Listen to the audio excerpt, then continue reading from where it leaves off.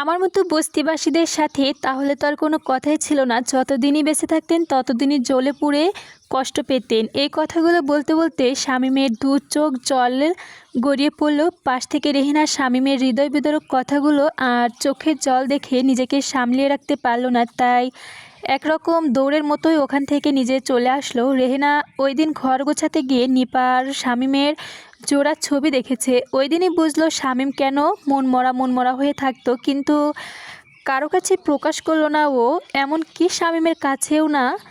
কিন্তু শামীমের কষ্ট সহ্য করতে পারে না। এদিকে নিপা শামীমের সব কথা শুনে স্তব্ধ হয়ে মনে মনে বলল, শামীম তুমি আমাকে আরও আঘাত করো, আমি তোমাকে চিনতে পারিনি, বুঝতে পারিনি, তোমাকে ভুল বুঝে অনেক অন্যায় অত্যাচার করে তাড়িয়ে দিয়েছি। এখন তুমি আমাকে অপরাধের সাজা দাও, আমি মাথা পেতে নেব। এইগুলো ভাবতে ভাবতে ওর নিজেরও দু চোখের জল গড়িয়ে পড়তে লাগলো। খোদেজা বেগম এসে বললেন, এই শামীম এবার আয়, রাত অনেক হয়েছে, সারাদিন অনেক খাটুনি হয়েছে তোর শরীরের উপর দিয়ে, তোকে আবার ভোরে উঠতে হবে। শামীম আর বাড়াবাড়ি করলো না, মাথা নিচু করে ওখান থেকে উঠে চলে আসলো। এদিকে নিপা শামীম উঠে যাওয়ার এক দৃষ্টিতে তাকিয়ে রইল। আর কিছুক্ষণ পর শাকিল রুমে আসলো। সারাদিন অনেক খাটুনির পর যখনই শুলো ওর দু চোখ ভরে ঘুম নেমে আসলো। নিপা উঠে গিয়ে লাইট অফ করে নিজেও এসে শুয়ে, কিন্তু ঘুম আর আসছে না। কিছুক্ষণ পরপরই এপাশ ওপাশ করতে লাগলো। এভাবে করতে করতে চোখটা একটু লেগে আসলো। এর ভিতরে স্বপ্ন দেখলো শামীম ওকে বলছে, নিপা তুমি কেন বিয়ে করলে? তুমি না বলেছিলে আমাকে ছাড়া আর কাউকে বিয়ে করবে না? এ তুমি কি করলে? এখন আমি কাকে নিয়ে বেঁচে থাকবো? তোমাকে ছাড়া আমি বেঁচে থাকার কোনো অধিকার নেই, তাই আমি তোমার চোখের সামনে আত্মহত্যা করলাম, এই দেখো। না, তুমি আত্মহত্যা করতে পারবে না, এই বলে চিৎকার করে উঠে বসলো নিপা। বুকটা ধুক করতে লাগলো ওর, গলা শুকিয়ে কাঠ হয়ে গেছে। পাশেই পানির জগ রাখা ছিল, অনেক কষ্টে পানির জগটা টেনে ঠক করে কয়েক ঢোক পানি খেলো। তারপর কিছুক্ষণ নিস্তব্ধ হয়ে বসে রইল।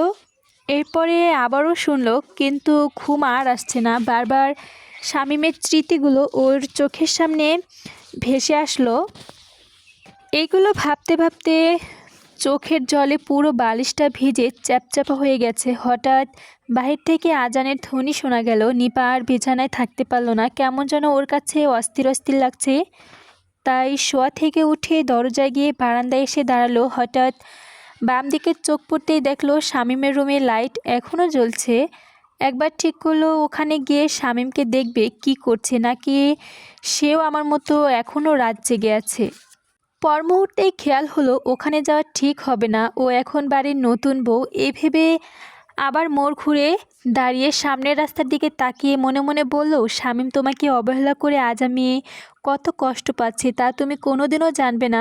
যদিও তোমাকে কোনোদিন জানাই, তাহলে তুমি বলে ছলনা করে আর জায়গা পাও না, তাই না? যাও, আমার সামনে থেকেই যাও, আমি তোমাকে ঘৃণা করি। এগুলো ভেবে নিপা বড় করে একটা নিঃশ্বাস টানল। হ্যাঁ শামীম, আমি ঘৃণারই পাত্র, এর কারণ আমি নিজে, তোমার কোনো দোষ নেই। কিন্তু আমি যে তোমাকে ইদানিং শামীমের শরীরটা অনেক অত্যাচার আরম্ভ করে দিল। ঠিকভাবে খাওয়া দাওয়া করে না, আর সকাল 8টায় বাসায় থেকে বের হয়, রাত 2-3টার দিকে বাসায় ফেরে। আবার কোনো দিন বাসায় আসেও না। খোদেজা বেগম শামীমকে নিয়ে দুশ্চিন্তায় ভুগছেন। ছেলেটা দিন দিন কেমন হয়ে যাচ্ছে। এগুলো ভাবতে ভাবতে উনি খাটের উপর কাত হয়ে শুয়ে হঠাৎ করে ঘুম আসলো উনার। প্রায় রাত 2:30টার দিকে শামীম বাসায় আসলো। এসে কলিং বেল টিপতে আরম্ভ করলো। এদিকে নিপা শুয়ে শুয়ে সত্যি শামীমের জন্য ওর ঘুম আর আসছে না। শামীম এখনও বাইরে থেকে ঘরে আসেনি। হঠাৎ কলিং বেলের আওয়াজ শুনে ঘরমড়িয়ে শোয়া থেকে উঠে ড্রয়িং রুমে ছুটে আসলো।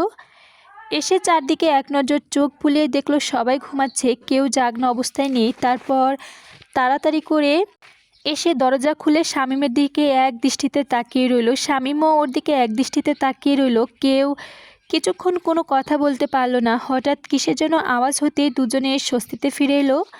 শামীম রুমে ঢুকলো। নিপা দরজা আটকাতে আটকাতে জড়ো গলায় বলল, এখন সবাই ঘুমিয়ে আছে, তোমার সাথে আর কিছুক্ষণ কথা আছে, এখানে গিয়ে বসো। শামীম ভালো মন্দ কিছুই বলল না, ভদ্র ছেলের মতো সোফায় গিয়ে বসলো। নিপা দরজার সামনে এসে শামীমের পাশে এসে দাঁড়িয়ে বলল, তুমি নিজেকে কষ্ট দিচ্ছ কেন? নিজেকে কষ্ট দিয়ে তার ভাগ আমাকে পোহাতে হচ্ছে কেন? আর কত কষ্ট দিবে আমাকে? ইদানিং তোমার ভাই আমাকে ভুল বুঝতে আরম্ভ করছে। ভুল বুঝবে না কেন? অবশ্যই ভুল বুঝবে, কারণ প্রতিটা স্বামী তার স্ত্রীর কাছ থেকে অনেক কিছুই আশা করে, কিন্তু আমি তোমার ছটাকও করতে পারছি না, কারণ আমার পুরো মনটা জুড়ে বসে আছো তুমি। সারাক্ষণ তুমি আমাকে ধুকে ধুকে কষ্ট দিচ্ছ। এখন আমি কি করব বলো? আমি তোমাকে অনেক ভুলতে চেয়েছিলাম, কিন্তু ভুলতে দিচ্ছ না। এখন আমি কি করব বলো? শামীম এতক্ষণ নিপার সব কথা শুনলো, তারপর বড় করে একটা নিঃশ্বাস ছেড়ে বলল, আমি তোমাকে এমন কি কষ্ট দিচ্ছি? তোমার জানা মতে তো আর কিভাবে কষ্ট দিবে? সারাক্ষণ তো আমার মনের ভিতরে ধুকে ধুকে কষ্ট দিচ্ছ আমাকে। এতদিন মনে করেছিলাম চোখের সামনে না থাকলে হয়তো কষ্টটা কমে যাবে, কিন্তু এখন দেখছি তোমাদের ফ্যামিলিতেই আমার। তাহলে আমি কি করতে পারি? তুমি আমাকে মরাতেও পারো, বাঁচাতেই পারো। কীরকম? দেখো, আমি নিজেকে কোনোভাবেই ঢেকে রাখতে পারছি না। তুমি সামনে থাকলে আমি কখন কি করে নিয়ে কি করে বসি জানি না। তাই বলছিলাম তুমি আমার চোখের সামনে থেকে সরে যাও, আমি আর সইতে পারছি না। আমি জানি তুমি আমার দিকে তাকাবে না, না তাকালে না তাকিয়েও, কিন্তু তোমার ভাইয়ার সংসারের দিকে তাকিয়ে হলেও তুমি এখান থেকে চলে যাও। একমাত্র তোমার জন্যই আমার স্বামীর সংসার ধ্বংসর পথে চলছে। স্বামী আশ্চর্য হয়ে নিপার মুখের দিকে কিছুক্ষণ তাকিয়ে থাকলো, তারপর বড় করে একটা নিঃশ্বাস ছেড়ে আবেগ জড়ানো গলায় বলল, তুমি এমন কথা বলতে পারলে? আমার জন্য তোমার স্বামীর সংসার ধ্বংসের পথে চলছে? হায়রে আমার ভালোবাসা, কিন্তু তুমি এত অত্যাচার করেছো, তাতে আমি এত কষ্ট পাইনি, কিন্তু আজ তোমার ধ্বংসের কথা শুনে আমি কষ্ট পেয়েছি। যাক, ভালোই বলেছ। হয়তো তুমি জানো না, তোমার সুখের জন্য নিজের সব কিছু ত্যাগ করে বসেছি, আর তার বিনিময়ে তুমি কি দিচ্ছ? আঘাতের উপর আঘাত।